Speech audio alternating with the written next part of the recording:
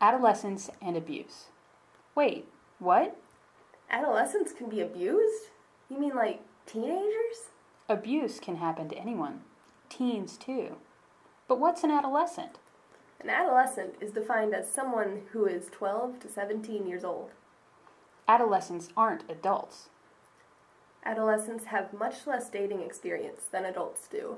They seldom live with an intimate partner. They're economically independent from partners.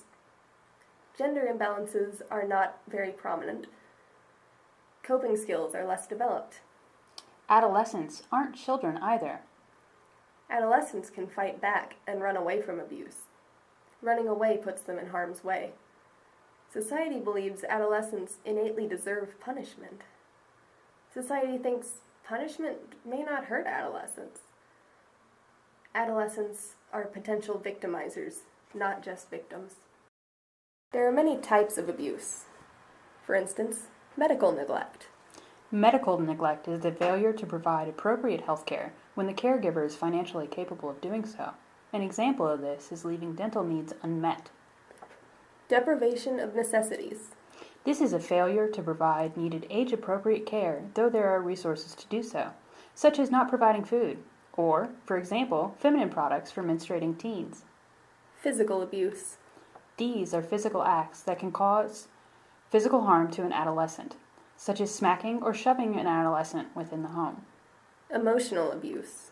This is abuse that is neither physical nor sexual in nature, but that can still cause behavioral, cognitive, affective, or other mental injury that frequently occurs as verbal abuse or excessive demands on the adolescent's performance, such as inappropriate name-calling. Sexual abuse. This is involvement of the adolescent in a sexual activity to provide sexual gratification or financial benefit to the perpetrator. This can include sexual contacts, molestation, statutory rape, prostitution, pornography, exposure, incest, or other sexually exploitative activities. Any act that treats the adolescent as a consenting adult, even though they are unable to fully recognize the potential consequences of these acts. And then there's polyvictimization, which is two or more of these types of abuse within one time frame. There are unique outcomes to adolescent abuse. Adolescents can experience the same outcomes as children or adults subjected to abuse, but they also have their own unique outcomes, like homelessness. Abused adolescents tend to leave the home between 12 and 14 years of age. In Buncombe County alone, during the 2013 to 2014 school year, there were 556 homeless adolescents. There are over 1.3 million homeless adolescents nationally.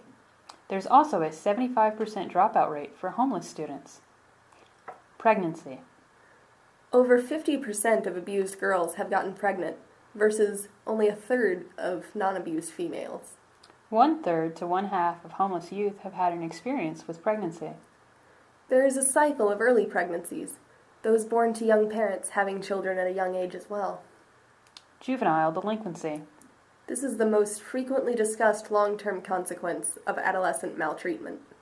There is a large disparity between ethnicity and juvenile delinquency.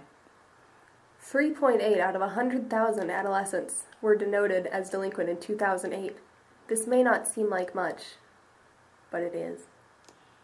Juveniles accounted for 16% of all violent crimes, 10% of all murders, and 47% of arson in 2008. Bullying. Schoolyard bullying. Schoolyard bullying is more prevalent before the age of 12, but still continues throughout adolescence. It is said that there are strong connections between schoolyard bullying, gender-based harassment, and adolescent dating violence. Internet harassment and cyberbullying. This captured the media's attention after the hanging death of 2 adolescent girls. 7.9% of adolescents aged 14 to 17 have reported internet harassment. 64% of students who were harassed online were not concurrently bullied at school. There seems to be no significant difference between genders when it comes to cyberbullying. But how do we respond? It has been seen that early intervention and prevention has the highest rate of avoiding adolescent abuse. We need to get the word out there. Everyone talks about child abuse, but no one talks about adolescent abuse. Therapy is widely acknowledged as useful against this epidemic.